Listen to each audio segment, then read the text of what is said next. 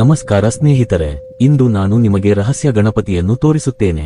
ಅವನನ್ನು ಅದೃಶ್ಯ ಗಣಪತಿ ಎಂದು ಕರೆಯುತ್ತಾರೆ. ಅವನು ಎಲ್ಲಿದ್ದಾನೆ, ಅವನಿಗೆ ಅದೃಶ್ಯ ಗಣಪತಿ ಎಂಬ ಹೆಸರು ಏಕೆ ಬಂತು ಎಂಬುದರ ವಿವರಗಳನ್ನು ಕಂಡುಹಿಡಿಯೋಣ. ಈ ರಹಸ್ಯ ಗಣಪತಿ ಎಲ್ಲಿದೆ? ಅದು ಅರುಣಾಚಲದ ಅರುಣಾಚಲೇಶ್ವರ ದೇವಸ್ಥಾನದ ಪಕ್ಕದಲ್ಲಿರುವ ಅಮ್ಮನವರ ದೇವಸ್ಥಾನದಲ್ಲಿದೆ. ಅವನು ಅಮ್ಮನವರ ದೇವಸ್ಥಾನದಲ್ಲಿ ನಿರ್ಮಿಸಲಾದ ಕಂಬಗಳ ನಡುವೆ ಇದ್ದಾನೆ. ನಾನು ನಿಮಗೆ ಇಲ್ಲಿ ವಿಡಿಯೋದಲ್ಲಿ ತೋರಿಸುತ್ತೇನೆ. ಸೂಕ್ಷ್ಮವಾಗಿ ಗಮನಿಸಿ. ಅವನು ಎಲ್ಲರಿಗೂ ಗೋಚರಿಸುವುದಿಲ್ಲ. ಅದಕ್ಕಾಗಿಯೇ ಇದನ್ನು ಗುಪ್ತ ಗಣಪತಿ, ಅದೃಶ್ಯ ಗಣಪತಿ ಎಂದು ಕರೆಯಲಾಗುತ್ತದೆ. ಸಾಮಾನ್ಯವಾಗಿ ನಾವು ನಮ್ಮ ಕಣ್ಣಿಗೆ ನೇರವಾಗಿ ಗೋಚರಿಸುವುದನ್ನು ಮತ್ತು ಬದಿಗೆ ಗೋಚರಿಸುವುದನ್ನು ಮಾತ್ರ ನೋಡುತ್ತೇವೆ. ಆದರೆ ನಾವು ಈ ರೀತಿ ಕಂಬಗಳ ನಡುವೆ ಹೋದರೆ ನಾವು ಯಾರನ್ನೂ ನೋಡಲು ಸಾಧ್ಯವಿಲ್ಲ. ಆದ್ದರಿಂದ ಅವನು ಇಲ್ಲಿದ್ದಾನೆ ಎಂದು ಕೆಲವೇ ಜನರಿಗೆ ಮಾತ್ರ ತಿಳಿದಿದೆ, ಎಲ್ಲರಿಗೂ ತಿಳಿದಿಲ್ಲ.